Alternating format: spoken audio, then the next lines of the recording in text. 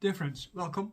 Today we are going to do things in a slightly different way than we normally do because of the translation program that I'm involved in. I am translating several Daoist texts from the Ming Dynasty and some things about I Ching also at the same time to help us as a community of people interested in these kind of things to get a little bit of a better idea about what these things are about. And my idea was already a little bit far off compared to most people about these things, but now my ideas have become shifted a little bit more away from mainstream.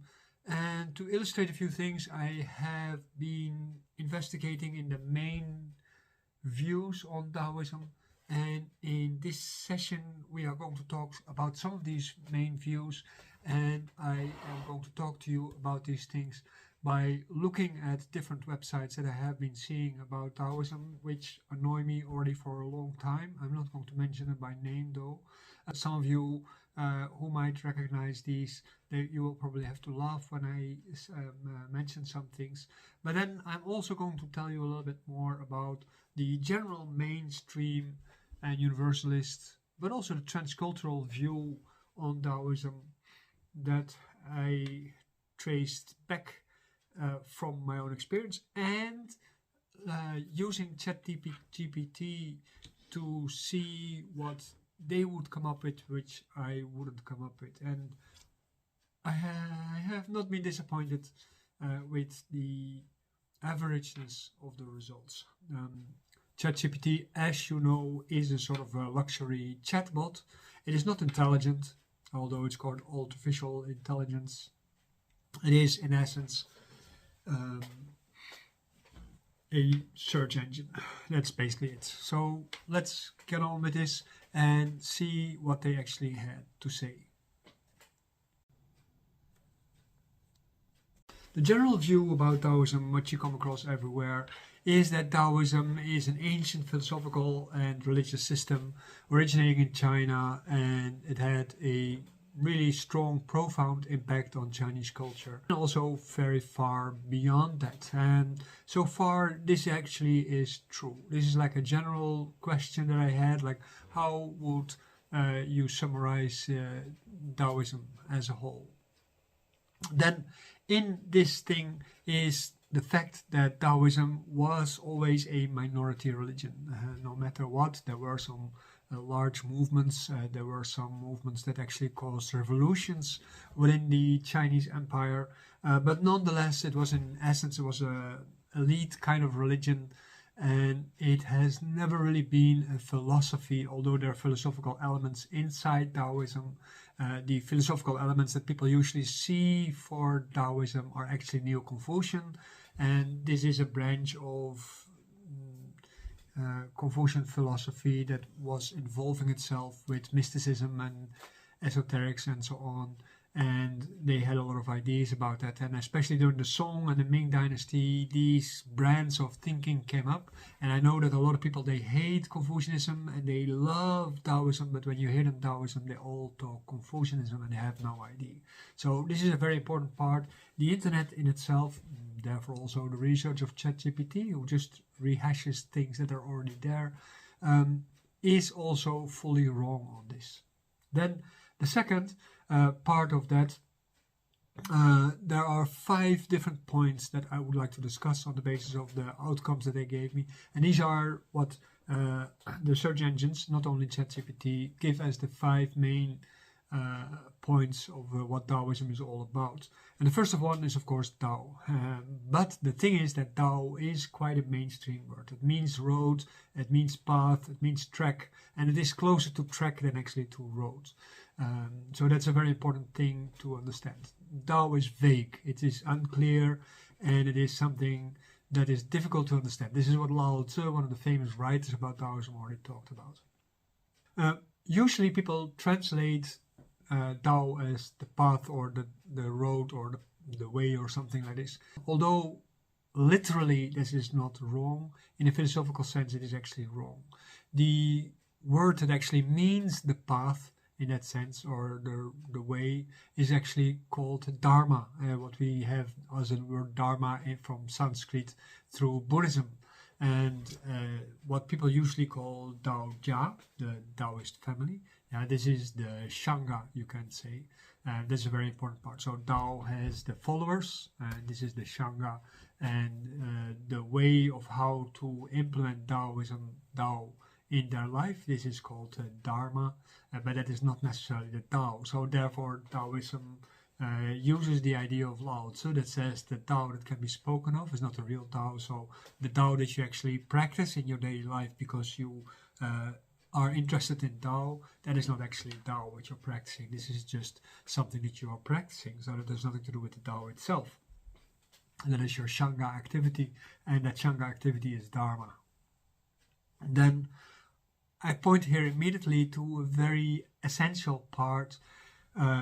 In general, Daoism is very often seen as a religion, while in fact Daoism sees itself as a science that in the modern context has what is called religious aspects, because we call them sort of fairy tales within the hard science, scientific method approach from modern research, while in fact what they are researching is the nature of being alive and how to maintain this life as a permanent factor, and therefore they are not afraid to imply gods in that research, or ghosts or spirits or demons or anything like that.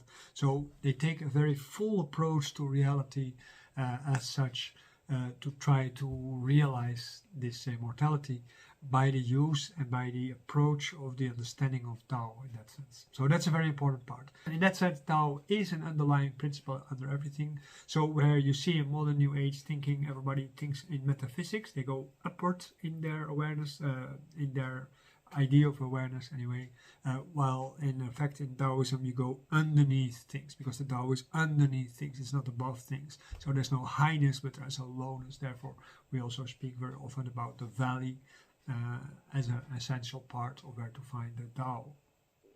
Then one thing that very often is mentioned is Wu Wei. And Wu Wei you can best compare with the concept of opportunism, in the sense that there is for everything a best moment, and you have to grasp that best moment to achieve something. When we talk about taiji as a lifestyle, this is a new Confucian concept, which is also the basis of taijiquan. At that moment we are talking about learning how to approach reality in such a way that we can see the Tao manifesting, and therefore creating the potential for something amazing or something great, and that means actually fitting for the situation. So not wonderful in the sense like how Versailles was built, or like how the apartment of Donald Trump is being built, but simply great in the sense of unnoticeable almost, because all the great things in nature are basically unspectacular. Then what all Taoists agree about is that yin-yang is very important. By the way, about Wu Wei, very often ChatGPT translated Wu Wei as non-action, while in fact Wu means actually devoidness or voidness. So there's not really a good word for it in English. And Wei is acting out, right? So it is not so much action as well as acting out. And ChatGPT sees it as non-action, and also sees as effortless action, although through the application of Tai Chi principles a lot of things can be done without much effort. It actually takes a lot of effort to get to the achievement of that, and people very often confuse Wu Wei with being in the flow, and these two are not related to each other. Wu Wei is something that you have to be really very conscious for, and to be in the flow you actually have to be absent in your consciousness, and you have to get into a sort of a trance. So these two are not related with each other. That is something that I noticed from all kind of websites and people, how they confuse that. So the flow is definitely not Tao in that sense. Practical, handy, No, not a problem. I use it all the time to put my keys in the lock and all these kind of things. But if you're in the flow, like for instance when you're exercising, it means you're mindlessly exercising, and as a result of that you increase the risk of accidents. So this is a very important part. When we talk about yin yang is one of the key essentials of the Daoist science. There is no Dao without understanding yin yang. So that's a very important part. In our program, in the Daoland program, I put a lot of effort in separating the basic theories of Daoist medicine into a separate course, and it means that it is included in your course when you study Daoist medicine with me. But the idea is that you should also be able to practice it by yourself, study it by yourself, because maybe you have already done all kinds of things, but you just need to have an overload of information about yin yang to be able to apply that to all the other things that you do, because a lot of people, they will require corrective language. So this is one of the reasons why my translation project is an important aspect of what I'm doing. And by the way, if you feel like, you can join me on my Patreon or on the SAM card itself, and you can join by supporting the program. Just follow the link in my bio. You will get there then by itself. But in essence, and what ChatGPT says anyway, is that yin and yang is representing a dualist approach to things, and that is not the case. That is something that is influenced by Hegelian philosophy, which has rewritten much of the Chinese ideas about yin yang, and that is where usually Westerners learn from, and that is getting stuck into their mind. But at the moment when you look at yin yang, dualism is a part of it, but it is more than just that, in the sense that it is also the transcendence of dualism, and it is also the negation of dualism, because yin yang is not so much that something is turning into its opposite, but it's turning into something else. Like for instance, if you take water, right, within neidan practice, we talk about the circulation of the Duma and the Renmai, the small heavenly circle, very often called. This is the transformation of steam into condense and condense into steam. So for this you need, of course, additional things. It is not something that happens by itself. You have to exercise for that, because you have to create the engine that can actually continuously change water into steam and water into condense. But of course, these are only two of the states of water. When water becomes too cold, it actually turns into body fat. So that is not a good thing. And at the moment when that happens, it condenses on the wrong place, so to say, then it's actually very damaging for your body. So you see, there is a lot of things involved with that. And yin yang is not just this dualism, but it is in the ideal circumstances, it's the interaction of two components of something that are working together. Like if you have a coin or you have a pen. Pen is not just its point and its backside, but it is also all the things that are in between and inside and outside and so on. And it is my skill to actually being able to use the pen and to do something useful with it. So that's a very important part. Talking about yin and yang. Then the fourth thing, which I think is the most close to the definition of Daoism. Very often yin and yang are how do you call it, encyclopedically associated with particular kind of things, like yin with darkness and coldness and so on, and yang with warmth and activity and positivity and stuff like this.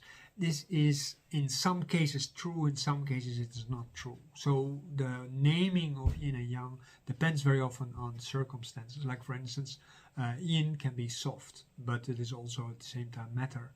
Yang can be hard, but it is also at the same time, the expansion of the universe, which you can't really touch. So it is really very complicated to say like yin and yang is this or that, but there are usually components which are in interaction with each other without being in a dualist relationship, but where they are in an ideal state, and then at that moment they are yin and yang. So yin and yang, they are like an ideal thing. So that means that for Daoism, the study of that what is ideal is also the study of Dao.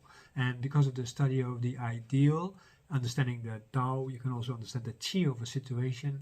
And the qi is something that you cannot feel, you can only grasp. because of its absence of sensations. So perfection, in that sense, is the absence of all kinds of sensations. So if you are looking at something, it's like, oh, I'm really touched by this. This is not Dao, this is not Qi, or anything like that. A beautiful painting is beautiful because of its intrinsic meaning, and as a result of that, when it is expressing that intrinsic meaning perfectly, then it would have a Qi.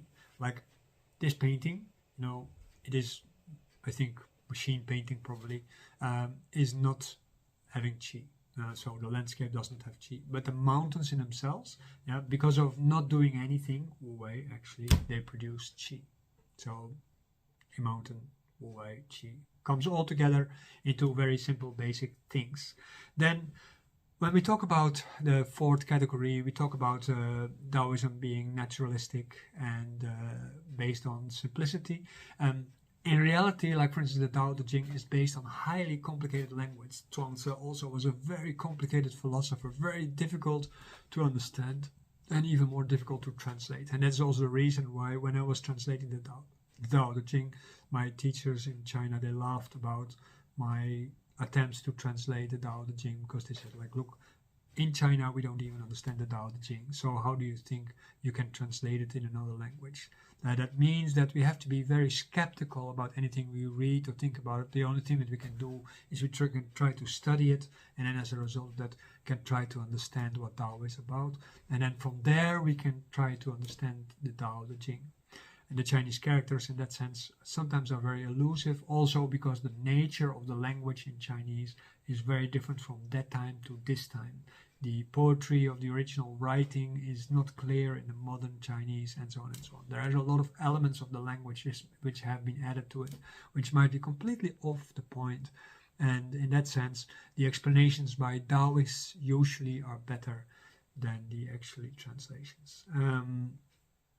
So this simplicity, this is actually then not the case. Although it does say nature tends to be entropic, and as a result of that, things tend to be moving towards yin, and yin ends up eventually in being dead. And as a result of that, we have a little bit of a problem there with our life. Our lives are by nature entropic, and if we don't do too much about it, we will end up being dead. So that's a very important part. Naturalism, though, on the other hand, that is actually really very valuable because it tries to look at what is natural, what is not natural. When you involve yourself in unnatural things, like watching this video, that is actually bad for you. But on the other hand, I cannot reach you without these kind of tools. So for me to involve myself in these tools is unnatural and anti-Dao, you can say. On the other hand, practical. So Daoism comes in all kind of forms and sizes. That's a very important part. What also means is that through exercise, for instance, you become more natural in the sense that you gradually wield out all the different traumas in your body. And as a result of that, you do a sort of non-verbal psychotherapy, and you resolve all kind of tensions and fears and problems inside yourself because of becoming gradually more fit. So that means that your learning program has to be about these kind of things. And this is how naturalism works in Taoism. It is not so much on the elevation of nature as something supernatural, but it is recognizing nature as something that is alive and that has a big influence on the way of living. So if you involve yourself with natural things around you, you can get support from that. If you do the right kind of practice to actually make that support work. If you don't do it, you ignore the natural things even though they are there, and the natural things also ignore you. That is the very nice thing. And don't go out blackmailing trees by hugging them and stuff like this, because they will notice. So that's a very important part. The tree doesn't notice all the animals inside, just like we don't notice all the bacteriums inside, unless when they make us sick. Then the most important part of this naturalism and simplicity is actually that we embrace these things by letting go of our desires. And that is where simplicity actually has a value ring there, because simplicity there means try not to complicate your life, try to make it natural, and that is actually relatively uncomplicated. And because of not being complicated, it is more easy for Tao to do its work and to manifest itself in your life. So when you have a complicated lifestyle, just not going to work for you. when you start doing all kind of businesses and you try to get into a stream of success, then that is of course going to give you worry, and that makes you move away from understanding things and therefore getting in tune with the Tao. Well, based on this, we now went through 4 different parts. The last part is that Taoists are looking for immortality. And actually, they are already in the Huangdi Neijing, one of the main Taoist medicine and Chinese medicine texts. They're already saying like, okay, it's natural for people to be an immortal. But because of the way how we complicate our lives and we follow our desires and so on, we actually create the degradation of a jing, that is the coherence of our body. And because our body is not coherent anymore, we actually die. And because of our fear and our anger about this process, the frustrations, actually we create more and more complications. We try to do all kinds of things. We buy super medicines. We follow all kinds of expensive courses. People can charge anything to you.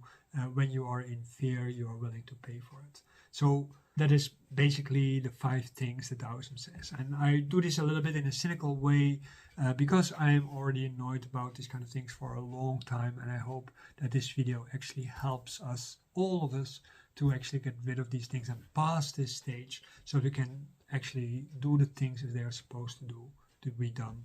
And therefore also actually study Tao instead of trying to be manipulated by good marketeers.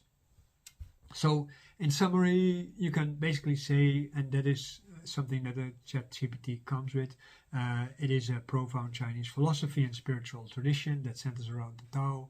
I already explained that is not completely correct. So you can then summarize all these aspects that are part of it, like what I mentioned. But you see, there is this otherness about Taoism, which makes it different from other spiritual traditions or sciences or something like this. And I will talk about that in the next video, because I've made a whole bunch of these kind of aspects, and I will reveal some of the things about ChatGPT, which really are worrisome, and also some aspects about the way how information can be manipulated and how the same story can be told in different ways.